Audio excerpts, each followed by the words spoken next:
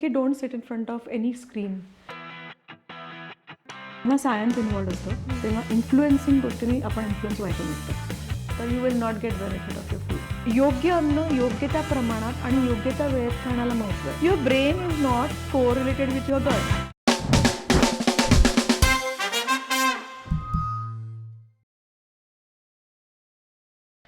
नमस्कार, मी चारुल देशपांडे आणि अ ब क र च्या पहिल्या एपिसोडमध्ये तुमच्या सगळ्यांचं मी मनपूर्वक स्वागत करते. तर आजचा विषय असणार आहे आहाराबद्दल, म्हणजेच न्यूट्रिशनबद्दल. आजकाल सोशल मीडियावरती बरेच असे सल्ले आहेत आणि काही चुकीचे टिप्स पण दिले जातात. पण नक्की काय बरोबर आहे आणि कोणाचं ऐकायचं ह्यावर आपण चर्चा करणार आहेत. आणि हेल्दी फूड म्हणजे काय ह्यावर पण आपण आज बोलणार आहे.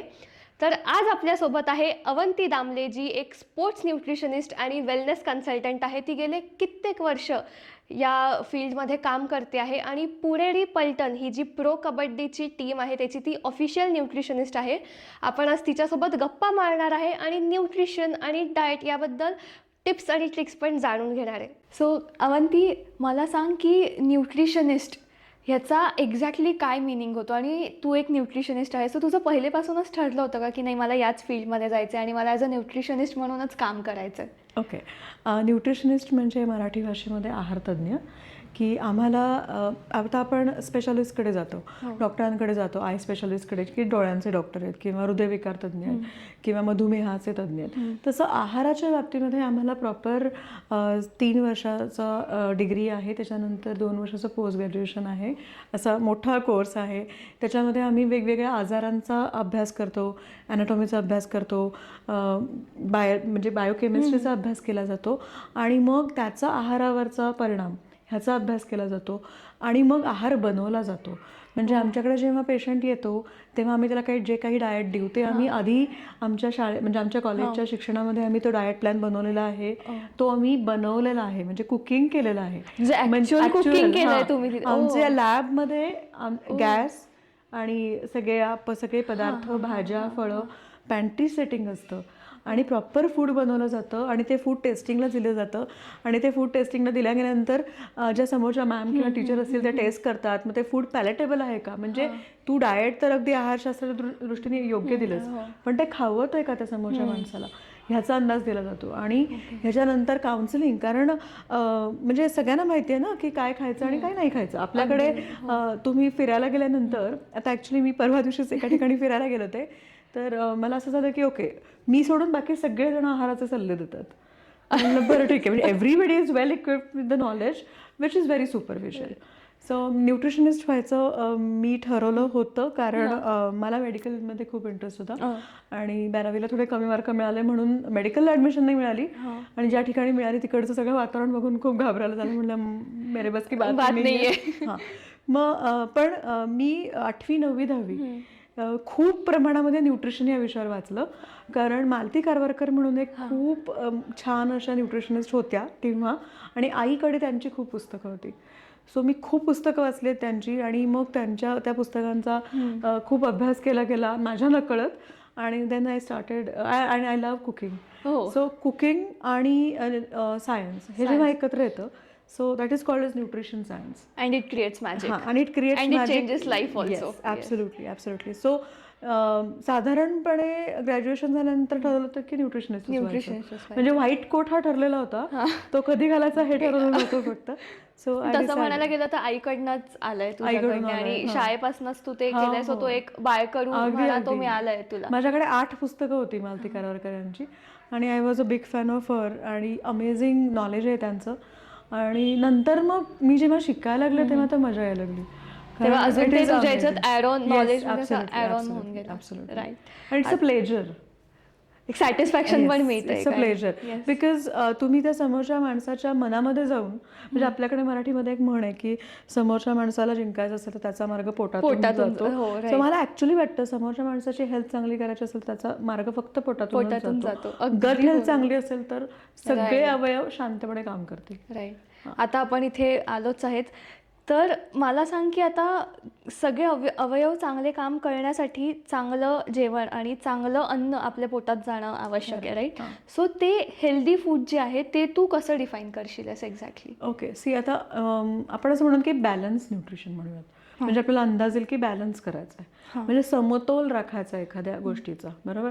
सो बॅलन्स न्यूट्रिशन काय सांगतं की तुमच्या आहारामध्ये जे आवश्यक असणारे जे काही न्यूट्रिएंट्स आहेत त्याचा सगळ्याचा समावेश करायचा आहे.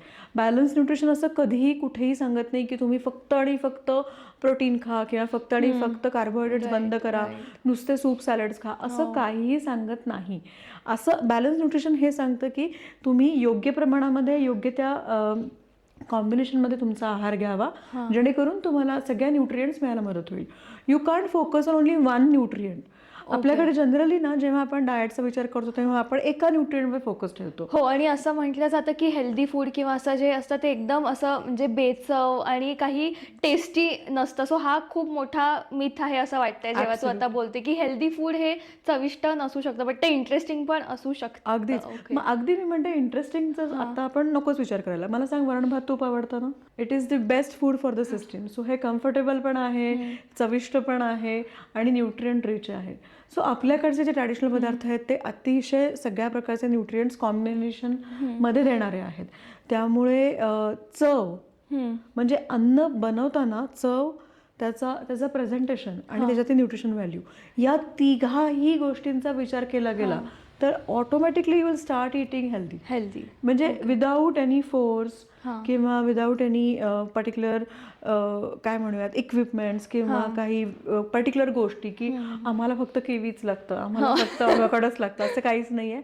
आपल्याकडे जे आहे, जे लोकल आहे, जे स्थानिक आहे ते आपण घेऊ शकतो आणि we will get all the nutrients out of it. आता तू जसं म्हणालीस की ॲव्होकॅडो झालं, किवी झालं किंवा अजून बाकी असे बरेच तिकडचे पदार्थ आहे. सो ते खरंच तिकडचे पदार्थ आपल्या लाईफस्टाईलला किंवा आपल्या फूडमध्ये ते ॲक्च्युली कितपत रोल प्ले करतात आणि त्याचा खरंच तेवढा इफेक्ट होतो का? ह्याच्या आधी मी एक गोष्ट नक्की ॲड करीन की ॲज अ न्यूट्रिशनिस्ट आम्हाला हे शिकवलं गेलं की डाएट प्लॅन बनवताना तो पॉकेट फ्रेंडली असावा. एक्झॅक्टली. म्हणजे तुमच्या एका ब्रेकफास्टची किंमत तुमच्या 3 दिवसाच्या जेवणाची असेल तर तो पॉकेट फ्रेंडली डाएट प्लॅन नाही. आणि हे खूप महत्वाचं आहे. सो पॉकेट फ्रेंडली असावा, तो तुमच्या सगळ्या कुटुंबाचं पोषण करणारा असावा. म्हणजे तुझ्या घरामध्ये, आता माझ्या घरामध्ये माझ्या दोन टीनेजमधल्या मुली आहेत आणि नवरा आहे आणि मी आहे, तर आमच्या प्रत्येकाच्या रिक्वायरमेंट वेगळ्या आहेत. पण म्हणून मी आणि I am the only one who will be cooking for 3 of them. So I can't go beyond my limitations to cook differently. सो मला त्यांना काय पाहिजे, माझ्या नवऱ्याला काय पाहिजे, मला स्वतःला काय पाहिजे, या सगळ्याचा कॉम्बिनेशनचा विचार करून मी पदार्थ निवडते. आणि मग पहिली गोष्ट माझी प्रायोरिटी काय राहील की जे सीझन प्रमाणे आहेत, जे ऋतूप्रमाणे आहेत. ओके, पहिली गोष्ट ती राहील. दुसरी गोष्ट माझ्या शरीराची रिक्वायरमेंट काय आहे ती राहील. तिसरी गोष्ट जे स्थानिक आहेत, म्हणजे माझ्याकडे जर परसबागेमध्ये जर अवोकाडो मिळत असेल तर आय विल यूज इट. पण माझ्याकडे नाही मिळत आहे ना, माझ्याकडे तीळ मिळतोय जो मुबलक आहे आणि आपल्या प्रत्येक पदार्थांमध्ये आपण दाण्याचा कूट वापरतोय किंवा जवसाची चटणी वापरतोय, which will give me good amount of fat which is good for my system. So I will choose product which is local आणि which is also healthy for lifestyle. Okay, आता मला सांग की सध्या लोक म्हणतात की मी वेगन डाएट फॉलो करते किंवा मी अगदीच माझ्या डाएट कंट्रोलवरती आहे, मी माझं टमी फॅट लूज करण्यासाठी डाएट फॉलो करते. सो याच्यावरती तुझा काय टेक आहे? ओके, म्हणजे तू असं समज की तू समुद्राच्या किनाऱ्यावर बसली आहेस आणि समोर जो समुद्र आहे ते आपले डायटरी हॅबिट्स आहेत. लाटा येतात आणि लाटा जातात. मग काही लाटा येतात त्या सांगतात की इंटरमिटंट फास्टिंग करा, काही लाटा येतात आणि काही सांगतात की तुम्ही व्हिगन व्हा, काही म्हणतात की तुम्ही फक्त कीटो करा. सो मला असं वाटतं की something which is more sustainable, जे शाश्वत आहे, जे मी रोज करू शकतो, मला जे रोज अवेलेबल असेल. म्हणजे मी जर कोकणामध्ये राहतोय तर मला रोज नारळ माझ्या जवळ मिळणार आहे आणि मी नारळाचा वापर करणं इष्ट आहे, जे गरजेचं आहे. त्यासाठी मला फॅन्सी काही ऑलिव्ह ऑइल वापरायची गरज नाही. ओके. सो कुठल्याही प्रकारचे फॅट डाएट्स जे असतात त्याच्या मागचा थोडासा अभ्यास करणं, म्हणजे जे तुला सूट होईल ते मला सूट होणार नाही आहे, किंवा मला जे सूट होतं ते प्रत्येकाला सूट होईल असं नाही आहे ना. टेलर मेड कॉन्सेप्ट डाएटचा असणं गरजेचं आहे. प्रत्येकाच्या शरीराच्या ठेवणीनुसार, त्याच्या गरजेनुसार, त्याच्या ओव्हरऑल हेल्थच्या पॅरामीटरनुसार डाएट प्लॅन बनवला गेला पाहिजे. आणि कुठल्या प्रकारचे फॅट डाएट्स जे आपण कायम करू शकणार नाही आहोत ते करू नयेत. आता सपोज तू आहेस, तर तुझ्या लाईफस्टाईलला किंवा तुझ्या बॉडीला एक एक्स अमाऊंट लागेल आहे, म्हणजे डेली टू लाईक इनटेक तुझा जो असेल आहे पाण्याचा तो एक एक्स अमाऊंटचा असेल आहे. बट तोच माझा सपोज तू 3 बॉटल्स पाणी पित असशील, बट तेच 3 बॉटल्स माझ्यासाठी युजफुल नसेल आहे. त्याच्यासाठी एक छोटासा फॉर्म्युला आहे. तुमच्या वेट, तुमचं पर केजी बॉडी वेट असं जर आपण फॉर्म्युला घेतला तर प्रत्येक किलोला, आपण जर म्हटलं प्रत्येक 20 किलोला ओके 1 लिटर पाणी. प्रत्येक 20 किलोला 1 लिटर पाणी. मग तू तुझ्या वजनानुसार तू कॅल्क्युलेट करू शकतेस. मग लोकांचा मुद्दा असा येतो की आम्ही ना नाही पिऊ शकत 13 ग्लास पाणी. म्हटलं हो, उठल्या 13 ग्लास पाणी नाही प्यायचंय. दर तासाला 1 ग्लास पाणी प्यायचंय. साधारणपणे आपण 12 तास काम करतो आणि 1 तास व्यायाम करतो. सो 13 ग्लास पाणी आरामात होऊ शकतं. प्रॉब्लेम जेव्हा असा असतो ना की माणसाच्या मनामध्ये भीती असते की मला हे टार्गेट आहे. हे टार्गेट नाहीये. It should be your lifestyle. तुम्हाला एफर्टफुली एखादी गोष्ट करावी लागणं. म्हणजे आपण लिपस्टिक लावतो, आपल्याला एफर्ट नाही ना घ्यावे लागत. ऑफकोर्स पैसे घालावे लागतील आणि आणावं लागेल, पण अपार्ट फ्रॉम दॅट नॅचरली आपण लावणार आहोत ना. तसं झालं पाहिजे. ते इतकं इझी एवढं स्मूथली आणि म्हणजे पाण्याचा इंटेक हा मला ह्यांनी सांगितलंय म्हणून मी इतकं प्यायचं असं नाही. आणि मोस्ट ऑफ द टाइम्स आता आपली जी जनरेशन आहे ती एसी मध्ये काम करते. गाड्याही आपल्या एसी आहेत. आपण थँक्स टू द ट्रॅफिक आपण 2-2 तास गाड्यांमध्येच असतो. सो आपल्याला स्वेटिंग असं होत नाही. So we don't realize that we are thirsty and brain sends you signal की तुम्हाला हंगर आहे, म्हणजे भूक लागली आहे. पण there is a big time confusion. Actually you are thirsty. So आधी पाणी प्या, गरज वाटली तर मग तुम्ही अन्न खा. पाहिजे हे खूप महत्त्वाचं आहे की किती प्रमाणात आणि कधी पाणी प्यायला पाहिजे, कारण की खूप मिसकन्सेप्शन्स आहेत याबद्दल. आणि त्याचे एवढं ग्लास पाणी पिलं तर हे इफेक्ट्स होतील असे पण खूप सध्या सोशल मीडियावरती चालू होतं. एक साधा सोपा उपाय आपल्या आजीने सांगितलेला, गोड पाणी प्यायचं आणि बसून पाणी प्यायचं. बसून पाणी प्यायचं इज व्हेरी इम्पॉर्टंट. खूप म्हणजे आता मी बघितलंय की लोक धावून येतात किंवा एक्सरसाइज करून येतात, मध्ये ब्रेक घेतात, उभं राहतात, पाणी पितात, बट त्याचे पण ॲडव्हर्स इफेक्ट झाले आहेत किंवा त्यांना तिथेच म्हणजे कसं तरी होतंय, अनइझी होतंय किंवा छातीत दुखतंय, मग तिथेच बसले आहेत. सो बसून पाणी पिणं इज व्हेरी इम्पॉर्टंट. म्हणजे आता तूही लहान आहेस म्हणून मी सांगू शकते की मला सांग की भरलेली बाटली पाणी पिल्यानंतर तू परत भरून ठेवतेस का लगेच? माझ्या मुली नाही ठेवत. मला ओरडावं लागतं या गोष्टीसाठी की प्लीज बाटली भरा. राईट. हो. ओके. तर आपल्याकडे काय आहे, येणं. आणि पूर्वीची पद्धत काय होती, आपल्याकडे आधी बसायला सांगायचे, मग तांब्या भांड्यामध्ये पाणी प्यायला जायचं आणि मग पाणी प्यायला जायचं. तर ह्या सगळ्या प्रोसेसमध्ये माणूस थोडासा शांत व्हायचा, थोडंसं ब्रिदिंग नीट व्हायचं आणि मग पाणी प्यायला जायचं. आता पद्धत काय आहे, उभं राहायचं, पाण्याची वाटली उघडायची, घट्टी वरच तोंडाला लावायची, घटाघटा पाणी प्यायचं आणि लगेच पळायचं आणि ती परत भरूनही ठेवायची. आईला खूप त्रास होत असतो ह्या सगळ्या प्रोसेसमध्ये. आणि मी as a nutritionist I am a mother also, so I always make it sure that ते परत रिफिल केलं जाईल. हे माझी आई खूप रिलेट करू शकते. Very true.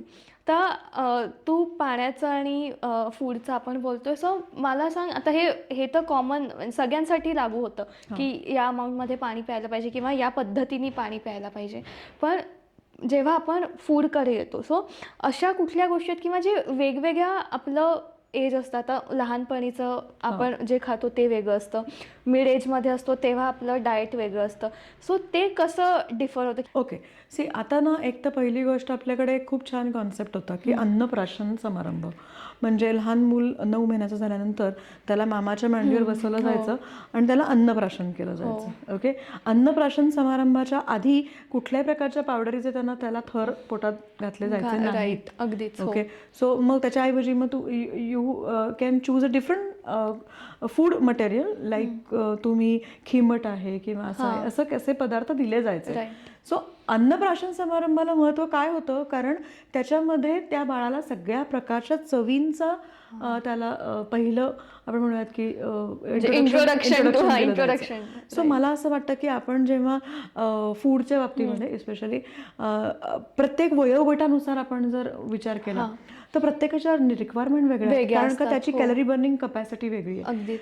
त्या प्रत्येक वयोगटामध्ये त्याच्या अन्नाची गरज वेगळी राहणार आहे. म्हणजे लहान मूल आहे तर त्याच्या शारीरिक वाढीसाठी, प्युबर्टल ऑनसेटसाठी, स्नायूंच्या वाढीसाठी, त्याच्यानंतर मिड एजमध्ये जे आहे आपल्याला म्हणजे समजा मुली असतील तर त्यांना पुनरुत्पादन म्हणजे रिप्रोडक्शनसाठी असेल, बेबी डेव्हलपमेंटसाठी असेल किंवा लॅक्टेशनसाठी असेल, त्यांचा आहार वेगळा राहील. आणि अबाव 40 आपण म्हणूयात आता की अबाव 40-45 आपल्याला प्रिझर्वन्ससाठी म्हणजे आपल्याला लॉन्जिटिव्हिटीसाठीच प्रयत्न करायचा आहे. Everyone wants to live for 100 years. Right. आणि चांगल्या आयुष्यासाठी आपल्याला चांगला आहार आहार आणि घेणं विहार. खूप गरजेचं आहे. या दोन्ही गोष्टी खूप गरजेच्या गरजेचं आहेत. आहे. म्हणजे आहार, विहार, आचार, विचार हो. ह्या पिलरवर आपलं आयुष्य आपण ठेवणार आहोत.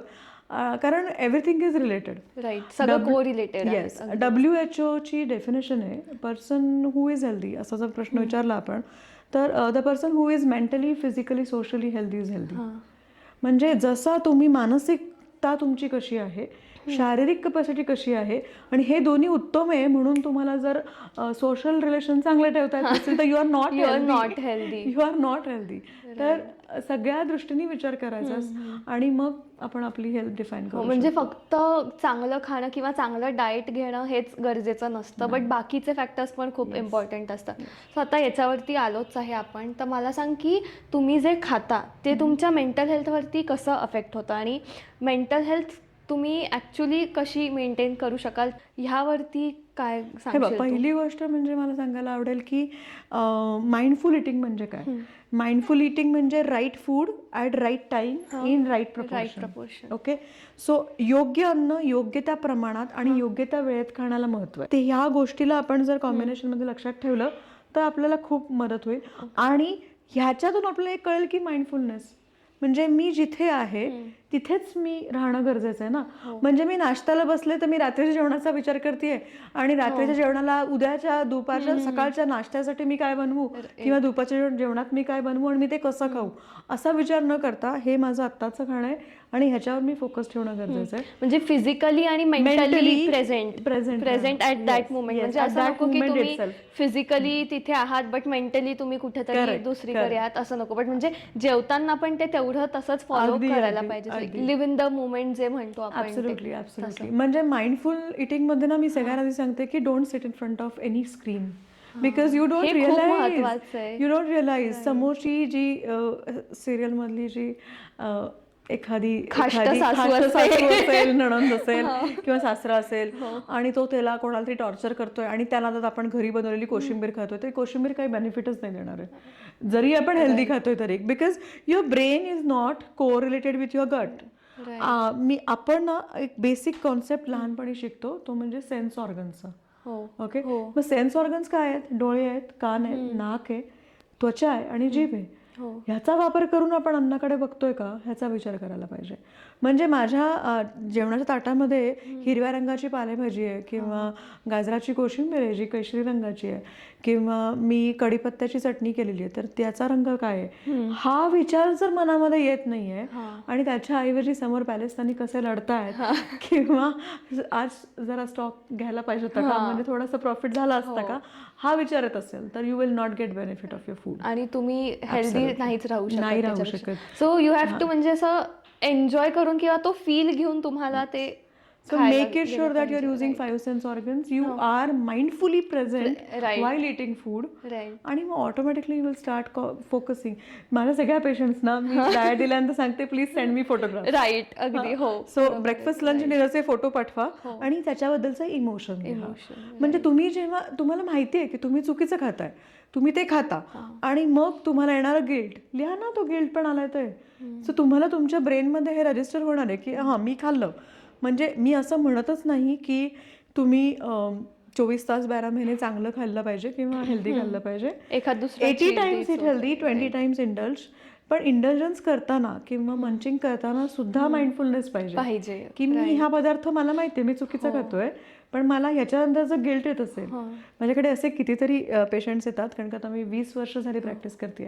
तर ह्या 20 वर्षाच्या प्रॅक्टिसमध्ये मी एक बघितलं की त्याला ते सांगतो, अगं म्हणते आम्ही हे खाल्लं आणि मला खूप गिल्ट आला.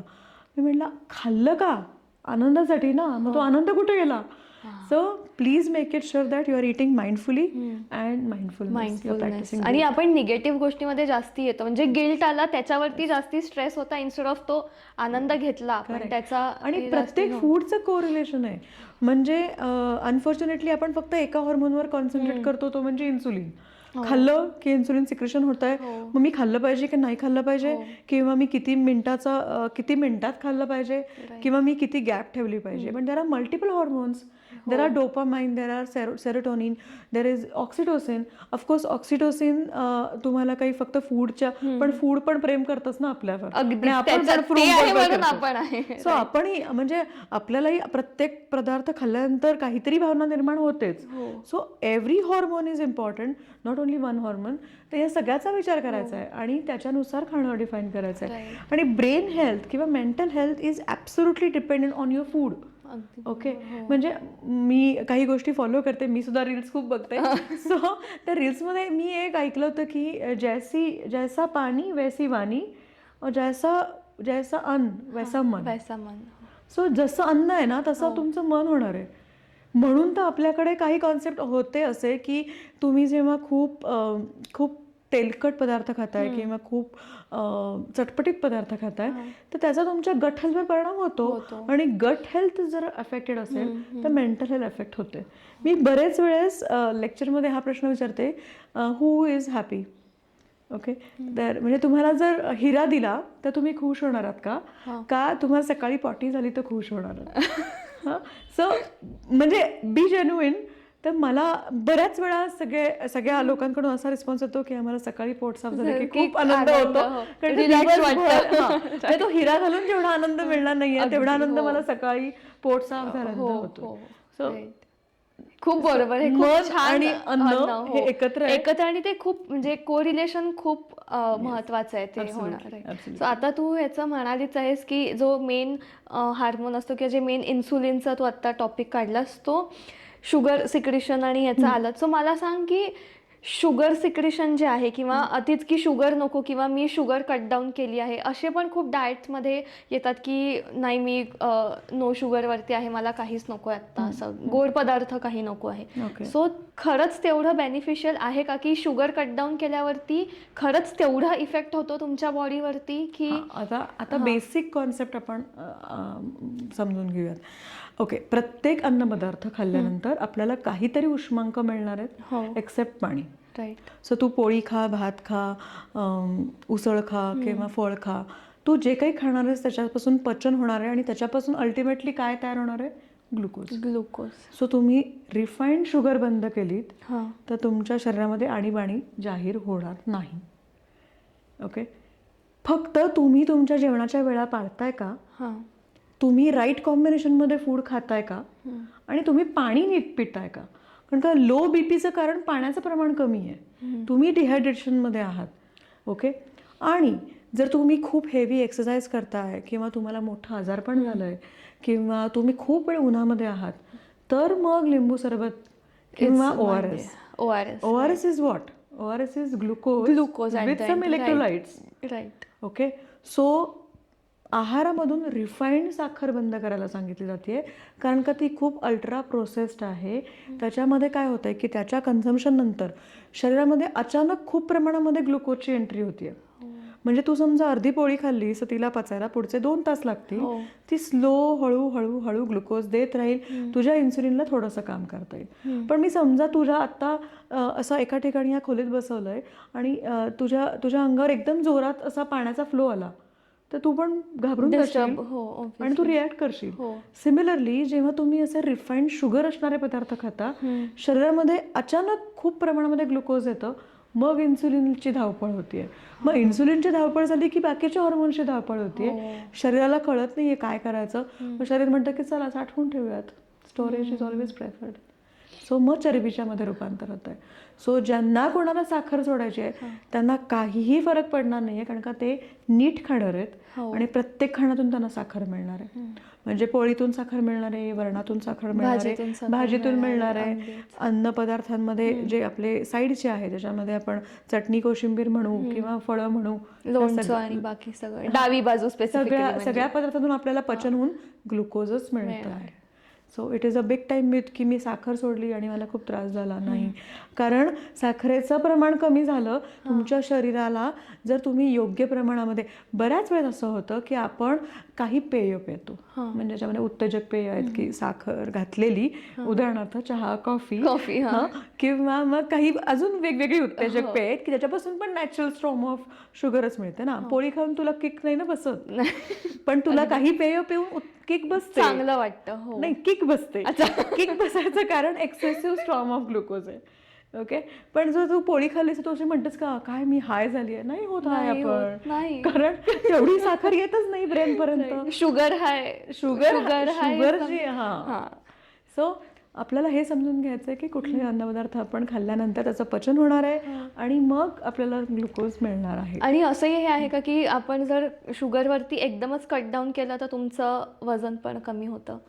हां, कारण एक्सेसिव्ह ना, जे काही एक्सेसिव्ह आहे शरीरामध्ये ते कन्वर्ट होतं चरबीमध्येच. म्हणजे तुम्ही खूप प्रोटीन्स खात असाल आणि तुम्ही नुसते असे बसणार आहात कोचावर आणि समोर काहीतरी बघणार आहात तर you will convert that into fat. Machine आहे, त्याला खूप गरज आहे हलवायची. Momentum is very important for human body. Okay, कारण आपल्या शरीरामध्ये ना 206 हाडं आहेत. ओके, आणि त्यांचे अनेक जॉईंट्स आहेत आणि त्या सगळ्या जॉईंट्सना हलवायची गरज आहे.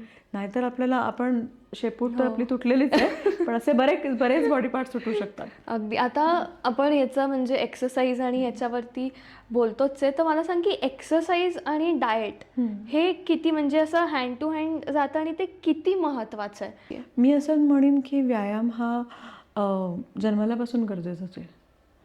मग there is no compromise on exercise. तू बघितलं असेल की लहान बाळाला मालिश करायच्या आधी ना त्याचे हातपाय ताणले जातात, मग पाय जवळ घेतले जातात, सायकल पोटातला गॅस निघावा म्हणून. ओके, सो त्या वयापासून ते वृद्ध व्यक्तींपर्यंत everyone has to do exercise. There is no compromise on that. मग व्यायाम का करायचा? व्यायाम मला वजन कमी करायचं आहे म्हणून करायचं आहे का मला माझे काही दुसरे गोल्स आहेत? त्याच्यासाठी आपल्याला एक कॉन्सेप्ट एक समजून घ्यायचं ते म्हणजे बॉडी कॉम्पोजिशन. बॉडी कॉम्पोजिशन काय सांगतं की तुमच्या शरीरामध्ये किती प्रमाणात चरबी आहे, किती प्रमाणात फॅट आहे, किती प्रमाणात बोन वेट आहे, किती प्रमाणात पाणी आहे. ओके, सो या बॉडी कॉम्पोजिशनला मेंटेन करण्यासाठी आपल्याला व्यायाम करणं गरजेचं आहे. कारण का व्यायामाचे वजन कमी होणं हे लास्ट स्टेशन आहे, पण त्याच्या आधी खूप स्टेशन्स येतात की जी अमेझिंग जर्नी आहे आपली.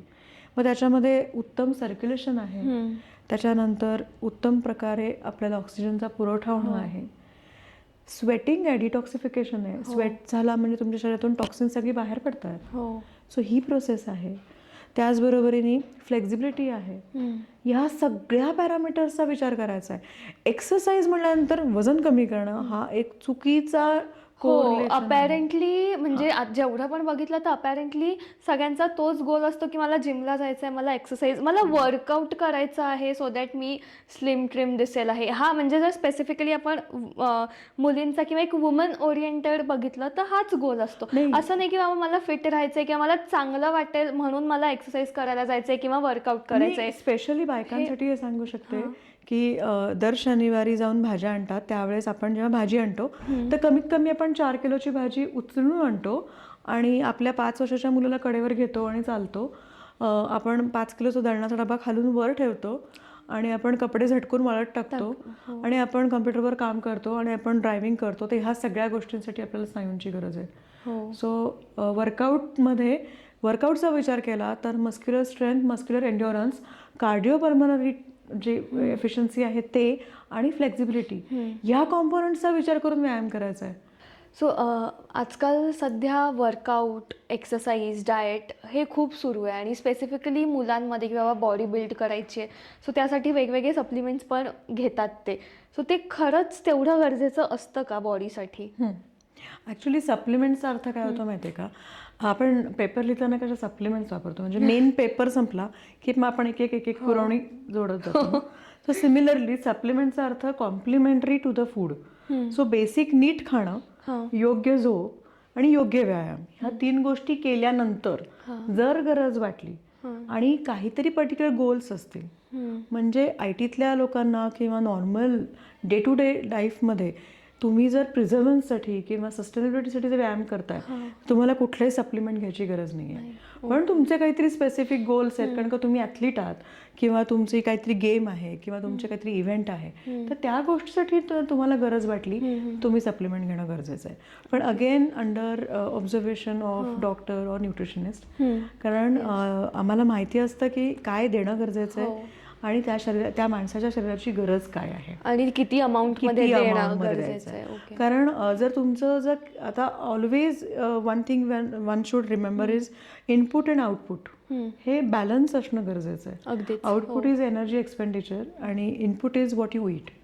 सो ह्या दोघांचा बॅलन्स जर आपण नीट राखू शकलो तर सप्लिमेंटची फारशी गरज नाही. But if it is required की काही हेल्थ इश्यूज आहेत, ॲब्झॉर्प्शन कमी आहे, डेफिशियन्सी आहेत, तर सप्लिमेंट्स घेणं गरजेचंच आहे.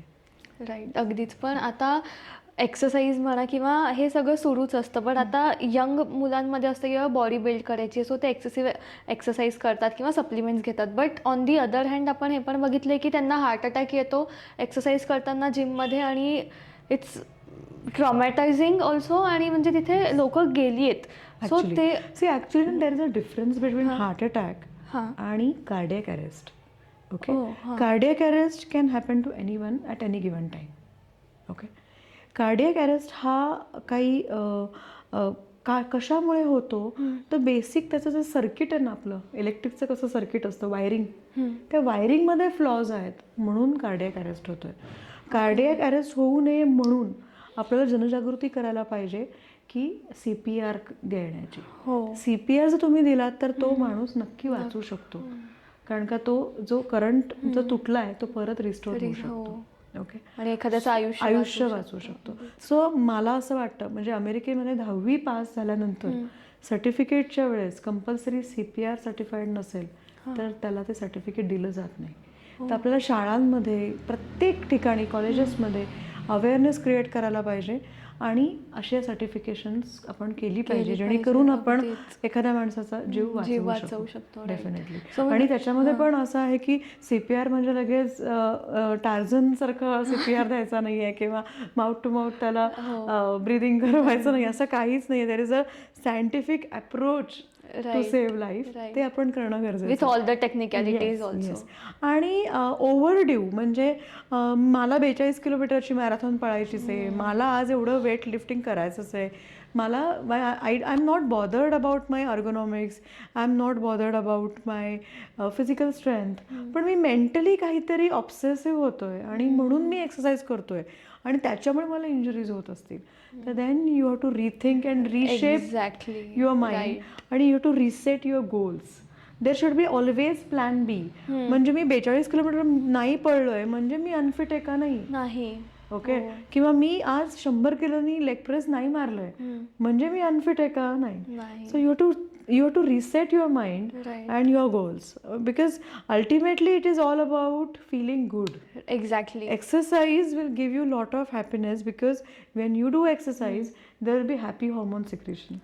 ओके, चांगले आनंदाचे जे हॉर्मोन्स आहेत ते सिक्रेट होण्यासाठी आपण व्यायाम करतोय. व्यायाम करून जर आपल्याला दुःखच मिळत असेल की आपण त्या गोलला अचीव नाही करू शकलोय तर it is of no use. आणि मला तरी असं वाटतं की म्हणजे आनंदी राहणं आणि त्या मुवमेंटमध्ये राहणं हे खूप गरजेचं आहे आत्ताच्या आयुष्यात आणि आत्ताच्या लाईफस्टाईलमध्ये. मेंटल हेल्थ खूप गरजेची आहे. आणि मेंटल हेल्थमध्ये ना आपल्याला बरेच वेळेस असं खूप फॅन्सी काहीतरी असतं, म्हणजे ना मेडिटेशन किंवा ध्यान फक्त एका जागी बसून मेडिटेशन होत आहे का नाही ना. आपली संत परंपरा जर आपण बघितली तर म्हणजे गोरा कुंभार आहेत किंवा प्रत्येकाने शेले विणताना, कबीर शेले विणताना नाव घेतोय ना. सो मेडिटेशन हे जे आपण असं विचार करतो की आपल्याला एका जागी बसून 40 मिनिटांचं मेडिटेशन करायचं, तर असं अजिबातच नाहीये. अजिबात तुम्ही व्यायाम करताना पण तुम्ही तुमच्या ब्रिदिंगवर कंट्रोल करा. तुम्ही वाचन करताना पण तुम्ही तुमच्या रेस्पिरेटरी सिस्टीमवर जर काम करत असाल तर तुमचं मन आपोआप एकाग्र व्हायला मदत होणार आहे. आणि yes, definitely food eating is a meditation. तुम्ही मन लावून शांतपणे जेवताय, प्रत्येक घास नीट चावताय. असं म्हटलं जातं की you have to drink your food. Okay, drink your food. Drink your food म्हणजे काय? असं की 32 वेळा एक घास 32 वेळा 32 वेळा जेव्हा तुम्ही एखादा घास चावाल, मी म्हणते 32 वेळा नाही, तुम्ही 15 वेळा तरी चावा, जेणेकरून लाळ मिसळली जाईल. आणि लाळ मिसळली की ते लिक्विड मध्ये कन्व्हर्जन होईल ना. जो अन्नाचा घास आहे तो लिक्विड मध्ये कन्व्हर्ट होईल आणि मग तो गिळायचा आहे. कारण आपण काही जनावरांसारखं बसून परत अन्न नाही ना काढू शकत. सो तो चावा, अन्न गिळायचंय. कसं गिळायचं की जे भरपूर त्याच्यामध्ये पाणी म्हणजे लाळ मिसळली जाईल. लाळ हे पहिलं एन्झाईम आहे पचनासाठीचं, तेच मिसळलं जात नाहीये. मग आपण म्हणतो की मी प्रोबायोटिक घेऊ का, मी प्रीबायोटिक घेऊ का, ते सगळं नंतर आहे ना, स्टेप बाय स्टेप आहे. बेसिक गोष्टी काय आहेत पहिले बेसिक्स क्लिअर करा आणि मग पुढे. म्हणजे सगळ्यांना म्हणतात की आम्ही खूप डाएट करतो, आम्ही खूप चांगले प्रकारचं अन्न बनवतोय आणि खातोय. अरे पण तुम्ही फूड प्लेटिंगच करत नाही आहात, म्हणजे तुम्ही ताट वाढूनच घेत नाही आहात. सो मेंदूला कळतच नाहीये की मी काय काय खातोय. आणि मग मेंदू म्हणतो मला भूक लागली, मला भूक लागली, मला भूक लागली, मी सतत काहीतरी खाल्लं पाहिजे, अशीच भावना निर्माण होते. ताट वाढणं म्हणजे त्याच्यामध्ये ताट आहे, त्याच्यामध्ये कोशिंबीर आहे किंवा चटणी आहे, त्याच्यामध्ये डाळ आहे, उसळ आहे, पालेभाजी आहे, पोळी असेल, भाकरी असेल, भात असेल, हे जेव्हा सगळं समोर दिसेल तेव्हा ऑलिफॅक्टरी नर्व्स, ज्या आपल्या डोळ्यातल्या नर्व्स आहेत, ते आपल्या ब्रेनला सांगतील ना, बाबा आता तुला अन्न पचवायचंय, तो सिग्नल त्यासाठी तू एन्झायमॅटिक सिक्रेशन्स कर. मग तुमचं आतड्यांचं काम चालू होईल की आता मला पचन करायचंय. ते होतच नाहीये. रेनबो डाएट जे म्हणतो आपण. सो जिम मध्ये जाणं हे तुम्हाला प्लेजर देणारं असावं. तुमच्या एन्ड्युरन्सवर, तुमच्या स्ट्रेंथवर, तुमच्या कार्डिओपल्मनरी ज्या काही तुमच्या गोल्स असतील त्याच्यावर काम करायचंय. मला फक्त वजनच कमी करायचंय किंवा मला फक्त बॉडी बिल्डिंगच करायचंय, मला फक्त माझे स्नायू दाखवायचे आहेत, असं अजिबातच नसावं. म्हणजे then the mental health is not working well. Right. आणि जर मेंटल हेल्थ चांगली नसेल तर ते फिजिकली पण लक्षात you are not setting goals ना appropriately. You are not listening to your body, you are listening to someone who is showing you that. म्हणजे तुमच्या स्क्रीनवर अमुक एक बॉलिवूड सेलिब्रिटी दाखवतोय की असे डोले शोले असतील तर तू हेल्दी आहेस. म्हणजे डोळ्यावरती पट्टी बांधून you are just blindly following just like you have to listen. Actually ना आपल्याकडे असं म्हटलं जातं की कान देणं, एखाद्या व्यक्तीला कान देणं. ओके, म्हणजे एखाद्या व्यक्तीचे विचार ऐकणं. ओके, हे आपल्याला वाटतं की अरे मला कोणी कान देत नाही. अरे तुम्ही स्वतःला तरी कान देताय का? मी स्वतःला जेव्हा मी कान देईन तेव्हा मला कळेल की माझ्या बॉडीतून काय रिॲक्शन्स येतात. मी जेव्हा स्वतःला आरशात बघते तेव्हा मला दिसतंय का ओके मी एवढा वेळ काम केलंय पण माझी एनर्जी चांगली आहे, मग मी दे ना मला स्वतःला. मी पाठ कधी स्वतःला शाबासकी. You don't listen to your body. आपल्या स्वतःच्या शरीराला कान देणं खूप गरजेचं आहे. मग हे जिममध्ये असेल, फूडमध्ये असेल, ओव्हरऑल लाईफस्टाईलमध्ये असेल, सगळ्या ठिकाणी. पण आत्ताची लाईफस्टाईल अशी एवढी हॅक्टिक आणि एवढी बिझी झाली आहे, सो त्याच्यामुळे आपल्याला अशा वेळा पाळता नाही आहेत डाएटच्या ह्याच्यामध्ये. सो कधी नाही तर चिप्सच खाल्ले किंवा काही बाहेरनंच ऑर्डर केलं किंवा काही पॅकेज्ड फूडच खाल्लं किंवा पॅकेज्ड ड्रिंक आहे कुठले. सो ते किती हेल्प करतात आपल्या बॉडीसाठी, किंवा पॅकेज्ड फूड म्हणा किंवा पॅकेज्ड ड्रिंक्स असतात. आणि पॅकेज्ड फूडचा अर्थ असा होतो की जो पदार्थ काही कालावधीसाठी टिकतो. ओके, मग तो टिकतो म्हणजे टिकवण्यासाठी त्याच्यामध्ये काहीतरी प्रिझर्वेटिव्ह ऍड केले. ओके, मग तुझ्या घरची पोळी 2 दिवसानंतर तिला बुरा येतो, किंवा तुझ्या घरचं फळ असेल तर त्याला 3 दिवसानंतर बुरशी आलेली असते. पण मग पॅकेट म्हटलं तो जो ज्यूस आहे तो कसा 6 महिने टिकतोय, किंवा पॅकेटमधलं जे अन्न आहे ते इतके दिवस कसं काय टिकते, आणि चविष्ट पण लागतंय तेवढंच. सो त्याच्यामध्ये काही फूड स्टॅबिलायझर्स घातले असतील, काही टेस्ट एनहान्सर घातले असतील, तर हे सगळे प्रिझर्वेटिव्ह आहेत ना. सो हे सगळे जेव्हा आपण खाऊ तेव्हा आपल्या सगळ्या ऑर्गन्सना जास्तीचं काम करावं लागेल. आपल्या किडनीला जास्त फिल्टर करावं लागेल, आपल्या पॅनक्रियाजला जास्त काम करावं लागेल, आपल्याला ओव्हरऑल सगळ्या सिस्टीमला आपण धारेवर धरतोय. तर शक्यतो पॅकेज फूड आपण अवॉइड करणार आहोत. त्याच्यामध्ये मी 4 वाईट पॉयझन सांगते. पहिलं म्हणजे मीठ, हां कारण का प्रत्येक पॅकेज फूडमध्ये मिठाचं प्रमाण जास्त असतं, कारण का मीठ हे टिकायला मदत करतं, पदार्थ साठवणुकीसाठी मदत करतो. दुसरी असते साखर, रिफाईंड शुगर. तिसरं असतं आपण म्हणूयात की रिफाईंड ऑइल आहे, आणि त्या ऑइलमध्ये पण अनफॉर्च्युनेटली ना पाम ऑइल असतं. सो जर if you start reading labels you will understand. म्हणजे ते म्हणतात की आमचं प्रॉडक्ट आहे ना हे एकदम ओट्सपासून बनवलेलं आहे, कंसामध्ये लिहितात refined oil in bracket palm oil. Palm oil. So आणि मैदा, रिफाईंड फ्लावर.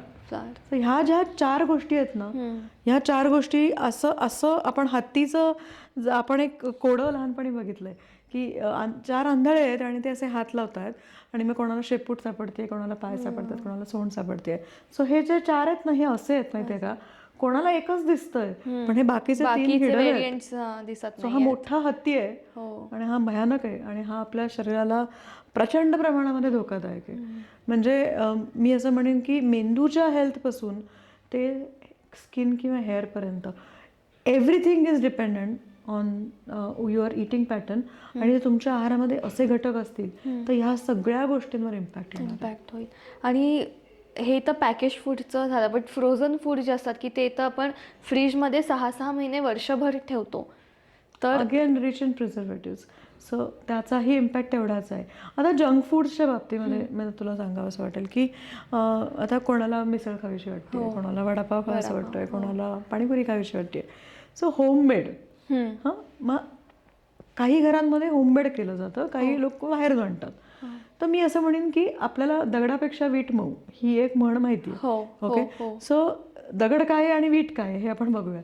दगड काय आहे, बाहेरून पदार्थ आपण जेव्हा आणतो तो का, कारण वडापाव असेल किंवा मिसळ असेल किंवा जे काही असेल तर तिथे जे तेल वापरलं जातं ना ते वारंवार गरम गरम केलं जातं आणि त्या वारंवार गरम करण्याच्या पद्धतीमध्ये ते तेल खराब होत राहतं. आपण आपल्या घरात वडे तळले तर ते तेल आपण डायरेक्ट कणकेला वापरतो आणि पोळीला आतमध्ये लावून आणि ते वाटीत एका बाजूला काढून ठेवून देतो. ते तेल आपण परत परत परत परत रिहीट करत. मी फराळाच्या बाबतीमध्ये पण लोकांना सांगते की बाजारातून तुम्ही फराळ आणण्यापेक्षा 2 पदार्थ घरी करा, ते जास्त हेल्दी आहे. कारण तुम्ही ते ऑइल आहे ते तुम्ही चांगल्या प्रकारचं वापराल अगदीच, आणि ते वापरताना तुम्ही परत परत परत परत रिहीट करणार नाही. आणि जेव्हा क्वांटिटी कुकरीमध्ये पदार्थ बनवला जातो, म्हणजे मी 25 लोकांसाठी भेळ बनवते आणि 2 लोकांसाठी भेळ बनवते, ह्याच्यामध्ये मी डेफिनेटली कॉन्शियस एफर्ट घेईन की मी चांगले प्रॉडक्ट्स वापरीन. मी त्याच्यामध्ये कुकिंग मॉडिफिकेशन्स करीन की मी ओके मला भेळ खायची आहे ना, मग मी चटण्या घरी बनवल्यात पण मी त्याच्यामध्ये मोड आलेली कडधान्य घालीन, मी भाज्यांचं प्रमाण वाढवीन, हे माझ्या हातात आहे. Okay, so definitely being a mother of teenage daughters I will say की you can indulge, you can definitely relish your taste buds, but make it little more mindful. So junk food खायचं आहे ना, वडापाव खायचा आहे ना, घरी बनवून खाऊयात. कारण का तुम्ही जो वडा मागवणार आहात बाहेरून ते जे तेल आहे ते पुढचे मागचे 3 दिवस वापरलं गेलंय. तू किती वेळा रिहीट केलं असते ते, तू बेसन कुठलं वापरलंस का त्याच्यामध्ये अडल्ट्रेशन होतं का, तू बटाटे म्हणजे आता आपण घरी जर बटाटे असतील तर असं होऊ शकतं जेव्हा तुम्ही 50 किलो बटाटे एकत्र उकडताय तर एखादी अळी जाऊ शकते त्याच्यामध्ये, किंवा एखादं मोल्ड असतं म्हणजे एखादं त्याच्यावर आलेलं बुरशीसारखं असतं ते पण जाऊ शकतं. कारण का ते क्वांटिटी कुकरी आहे ना, ती तुम्ही 100 लोकांसाठी बनवताय, 50 लोकांसाठी बनवताय, पण घरी तुम्ही 2च लोकांसाठी, 4 लोकांसाठी. We are conscious about cleaning, we are conscious about cleaning. See आता मला तू सांग, कोविडमध्ये आपण जे करत होतो रिच्युअल्स ते आपण आता नाही करत, कारण आता झालं ना, आता झालं आपल्याला 2 वॅक्सिन्स मिळाली, we are done and dusted, right. So तेच परत करायचं आहे आपल्याला, तेच परत. कोविडने आपल्याला काय शिकवलं, माइंडफुलनेस. तुम्ही आत्ता ह्या मुवमेंटमध्ये आहात, या मुवमेंटमध्ये जगण्यासाठी. मग तेव्हा हॉटेल्स बंद होते तर आपण काय मेलो का, नाही ना, आपण जगलोच आणि आपण भरपूर चांगले पदार्थ बनवून खाऊ पण शकलो. सो माइंडफुलनेस आता जिथे आहे तिथे आणि जे आहे त्याच्यापासून मी जे उत्तम करू शकेन ते माझ्या कुटुंबासाठी. लिमिटेड सोर्स मध्ये काय जास्ती चांगलं तुम्ही करू शकाल आणि also which is sustainable. Yes, पूर्वी असं म्हटलं जायचं की एक बाई शिकली की अख्खं कुटुंब शिकतं. तर मला असं वाटतं की एखाद्या बाईनी जर चांगला आहार तिने स्वतःसाठी घेतला तर ती कुटुंबासाठी घेऊ शकेल. कारण का माझ्याकडे अशा खूप बायका येतात की त्या माझ्या मुलीसाठी, माझ्या नवऱ्यासाठी, माझ्या मुलासाठी. अगं तू स्वतःसाठी आणि नीट खा, म्हणजे तू सगळ्यांसाठी करू शकशील. राईट. हे खूप म्हणजे मी म्हणेल ओव्हर रेटेड हे आहे, बट बायका किंवा मुली, फिमेल इन जनरल आपण पाहतो ते स्वतःसाठी खूप नाही नाही केलं करत. जात. ते स्वतःवरती खूप कमी फोकस करतात. पहिले ते दुसऱ्यांवरती फोकस करतात, त्यांना कसं वाटेल किंवा त्यांच्यासाठी ते आधी जास्ती एफर्ट्स करतात आणि त्याचे हार्डली 2% स्वतःवरती आणि मग 40 नंतर जेव्हा मेनोपॉज हिट होतोय तेव्हा अचानक बंड करणं, त्या बंडाचा काहीच उपयोग नाहीये, because you have not taken care of yourself earlier.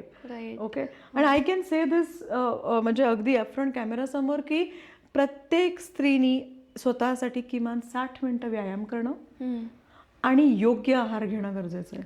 कारण का ती पिलर आहे कुटुंबाचा. ती जर व्यवस्थित असेल तर अख्खं कुटुंब व्यवस्थित आहे. आणि सगळ्यांनीच स्वतःसाठी डेडिकेटेडली दिवसातले काही मिनिटं तरी देणं गरजेचं आहे त्यांच्या मेंटल हेल्थसाठी. राईट. अगदी बरोबर. सो सध्या सोशल मीडियावरती खूप टिप्स येतात की बाबा हे फॉलो करा, शुगर कट डाऊन करा असं. तर ते खरंच कुणाचं ऐकायला पाहिजे आणि कितपत ऐकायला पाहिजे त्यांनी? ओके. पहिली गोष्ट, जेव्हा सायन्स इन्व्हॉल्ड असतं तेव्हा इन्फ्लुएन्सिंग गोष्टींनी आपण इन्फ्लुएन्स व्हायचं नसतं. Okay. So basic concept is the person who is well qualified, okay, who has got a degree, who has got experience, आपण त्यांचं ऐकणं जास्त योग्य आहे. कारण का त्यांचं त्या विषयावर मास्टरी आहे. म्हणजे असं नाही आहे ना, आता मी नेहमी बोलताना सांगते की मी आता समजा मी न्यूट्रिशनिस्ट आहे, पण मी असं उद्या म्हटलं की मी उद्या इथून ते इथून मी फ्लायओव्हर बांधेन, असं नाही होऊ शकत ना. कारण का मी I am not qualified to do so. किंवा मी आता हा सोन्याचा दागिना मी असा बनवेन, I am not qualified to do so. किंवा मी एखादी केस मी प्लीड करेन कोर्टामध्ये, I am not qualified to do so. Similarly हेल्थच्या बाबतीमध्ये सुद्धा the person who is qualified to give you suggestions, you should follow that. मला सांग की डाएट करताना फोकस वजनाच्या काट्यावर असणं गरजेचं आहे का खरंच? अजिबातच नाही. डाएट करताना, डाएटचा अर्थ काय आहे की इटिंग वेल. ओके. इंग्लिशमध्ये असं म्हटलं जातं, you are what you eat. अगदी बरोबर. सो तुझ्याकडे बघून कळलं पाहिजे की तू छान डाएट करतेस, म्हणजे काय, तू योग्य अन्न योग्य त्या प्रमाणात योग्य त्या वेळेस खाते. सो मग फोकस कशावर पाहिजे की तुझ्या बॉडी कंपोजिशनवर पाहिजे, तुझ्या स्नायूंच्या वजनावर पाहिजे, तुझ्या वेस्ट टू हिप रेशोवर पाहिजे, तुझ्या BMI पाहिजे. तर ह्या सगळ्या गोष्टींवर फोकस पाहिजे. तुझ्या ब्लड पॅरामीटर्सवर पाहिजे की तुझी HbA1c किती येते, कोलेस्ट्रॉल किती येत आहे, ट्रायग्लिसराइड्स किती येत आहेत. सो हे सगळे आरसे आहेत. आपण कुठला आरसा आपल्यासाठी चूज करायचा का, फक्त आपण अशी गोष्ट समोर ठेवायची की जी आपल्याला फक्त रोज दाखवत राहील की तुमचं वजन इतकं आहे. आणि हे मी नक्की सांगू शकते, कारण मी ऑफिशियल न्यूट्रिशनिस्ट होते पुणेरी पलटण कबड्डी टीमची. तर माझ्याकडे अशी मुलं होती की जी 90 किलोची आहेत आणि ती फ्रॉक जंप मारतात. मग वजनाचा आणि फ्लेक्झिबिलिटीचा काही संबंध नाही आला अजिबात, किंवा त्यांच्या स्ट्रेंथचा काही संबंध नाही आला, त्यांच्या ॲजिलिटीचा काही संबंध नाही आला त्यांच्या वजनाशी. So we have to change the perspective. We have to think about body composition, we have to think about fitness, we have to think about endurance than only weighing scale. So मला तू आत्ता जे सांगितलं किंवा आत्ता ज्या चर्चा झाल्या आपल्या डाएट आणि पूर्ण टिप्सबद्दल, सो तू हे स्वतः किती तुझ्या रेग्युलर लाईफस्टाईलमध्ये किंवा स्वतः घरी किती तू फॉलो करतेस? असं म्हणतात ना की गवयाचं भोर जे असतं ते सुरातच रडतं. तर मी बाय डिफॉल्ट मी हाच विचार करते. म्हणजे बाय डिफॉल्ट मी कुठेही गेले तरी, आणि फॉर्च्युनेटली मी ज्या लोकांबरोबर उठते बसते जेवायला जाते त्यांनाही मी हे बळजबरी करायला होते की हे असंच करूयात, आपण हे असंच खाऊयात. किंवा एखाद्या व्यक्ती जर माझ्या डोळ्यासमोर चुकीचं खात असतील तर मी त्यांना तिथे टोकते. मग मी तिथे त्यांना काय वाटेल वगैरे मी असा काही विचार करत नाही. I am a genuinely hard core nutritionist who बिलीव्ज on food. आणि फूड हे मॅजिकल असतं, food is a magic. So मला असं वाटतं की मी घरीसुद्धा म्हणजे माझ्या घरातलं पेंट्री सेटिंग असेल किंवा भाज्या, आणि म्हणजे मी आठवड्याच्या 16 भाज्या आणते. मला आठवड्याला 16 भाज्या लागतात, मी त्याच्यामध्ये इन्व्हेस्टमेंट करते. मी सिजनल फ्रूट्समध्ये इन्व्हेस्टमेंट करते. मी अशा प्रकारच्या गोष्टींचा अवलंब करायचा प्रयत्न करते की ज्याच्यापासून माझ्या घरच्यांना उत्तम प्रकारचं पोषण मिळता येईल. त्याचबरोबर मी वेगवेगळ्या कुकिंगच्या प्रॅक्टिसचा वापर करते. म्हणजे मी रोज फक्त परतून भाजी नाही करत, मी कधी वाफवून करते, कधी उकडून करते, कधी मी ग्रिल करायचा प्रयत्न करते. सो ह्या सगळ्या वेगवेगळ्या कुकिंग प्रॅक्टिसेस आहेत ज्याच्यामुळे चवीमध्ये बदल होईल. आपल्याकडे ना एक कॉन्सेप्ट होती, चव बदल आणि रुची बदल. ओके, रुची बदल म्हणजे काय, त्या पदार्थाची जी रुची आहे, जी टेस्ट आहे, ओके, आणि चव आहे, ह्या दोघांचे विचार करायला पाहिजे. आपल्या जिभेच्या अग्रावर म्हणजे जिभेचं जे टोक आहे त्याच्यावर सगळे टेस्ट बर्ड्स आहेत. अनफॉर्च्युनेटली आपण काय करतो माहिती आहे, आपण नेहमी फक्त जिभेचं ऐकतो, पण मी 32 फुटाच्या इंटेस्टाईनचा पण ऐकते, मी माझ्या किडनीचा पण विचार करते, मी माझ्या लिव्हरचा पण विचार करते, आणि मी आजूबाजूच्या लोकांना ते प्रवृत्त करते की त्यांनीही फक्त 2 इंच जिभेचा विचार न करता 32 फुटाच्या इंटेस्टाईनचा विचार करावा. So I make it sure that घरामध्ये पण हे पाळलं जाईल. आणि आजूबाजूच्या लोकांनाही मी सांगते की नाही प्यायचा चहा आता, नाही प्यायची कॉफी आता. तू आत्ता तर हे एवढं चांगल्याने सांगितलंस, बट अजून काय अशा प्रो टिप्स देशील तू as a nutritionist? Yes. So मी एक सांगेन की make it sure that you are sticking to your timings. जेवणाच्या वेळा पाळा. तुम्ही कितीही बिझी असाल, तुम्हाला कितीही असाइनमेंट्स असतील, कितीही टार्गेट्स असतील, किती मीटिंग्स असतील, make it sure that you are sticking to your meal timings. कारण जेवणाच्या वेळा पुढे गेल्या ना की त्याच्या पुढचं जे जेवण असतं ते आपण ओव्हर करतो, कारण का आपल्याला खूप आपल्या रक्तातली साखर खूप कमी झालेली असते, आणि आपण माणसाला सुद्धा खाऊ शकतो इतकी भूक लागलेली असते, आणि मग चिडचिड व्हायला लागते, मग आपला फोकस ढळतो. आणि बेसिकली हे सगळ्या काही गोष्टी आपण का करतोय, आपली प्रॉडक्टिव्हिटी चांगली राहण्यासाठी. मग प्रॉडक्टिव्हिटी चांगली राहण्यासाठी आपली रक्तातली साखर चांगल्या प्रकारे मेंटेन राहणं गरजेचं आहे. सो जेवणाच्या वेळा पाळाव्यात, पाण्याचं प्रमाण व्यवस्थित राखावं, पाणी पिणं हे बर्डन नसावं. राईट. ओके. तिसरी गोष्ट, आहारामध्ये रेनबो डाएट असावं, सगळ्या प्रकारच्या नॅचरल रंगांचा वापर करावा. चोथ्याचं प्रमाण हे उत्तम प्रकारे राखण्यासाठी आपल्या आहारामध्ये कमीत कमी 2 वाट्या भरून कच्ची भाजी, 2 वाट्या भरून शिजवलेली भाजी असावी, जेणेकरून चोथा चांगल्या प्रकारे मिळायला मदत होईल. आणि जे पांढरा मी विष जे सांगितलं, चारही गोष्टी, white poisons, we have to restrict as much as possible. तेवढं जरी आपण करू शकलो तरी आपल्याला खूप फायदा होईल. आणि अजून एक गोष्ट म्हणजे व्यायाम कधीही चुकवायचा नाही. तुम्ही कुठेही बाहेर जरी गेलात तरी 2 पाय आहेत, आपण त्याच्यावर चालू शकतो. आणि आपण अशा कल्चरमधून आलेलो आहोत की आपल्याकडे सूर्यनमस्कार हे बाय डिफॉल्ट केले जाते, which is a natural form of exercise where you use your body weight.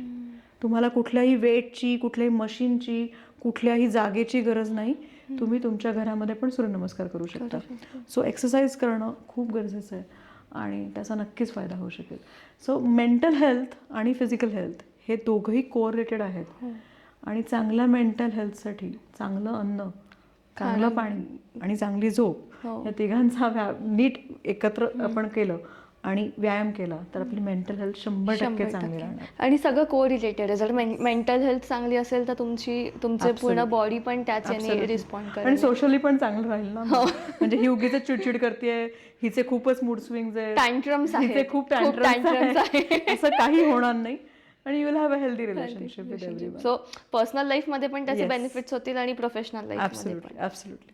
Thank you so much Avanti. आज ॲक्च्युली खूप गोष्टी कळल्या, समजल्या आणि माझ्या स्वतःच्या ज्ञानात खूप भर पडली. जर तुम्हाला पण हे ऐकायचं असेल आहे आणि अजून अशा टिप्स हव्या असतील तर मेक शुअर तुम्ही अवंतीला फॉलो करा इंस्टाग्रामवरती. आणि तुम्हाला पण अजून असेच पॉडकास्ट ऐकायचे असतील तर आम्हाला पण फॉलो करा. थँक्यू.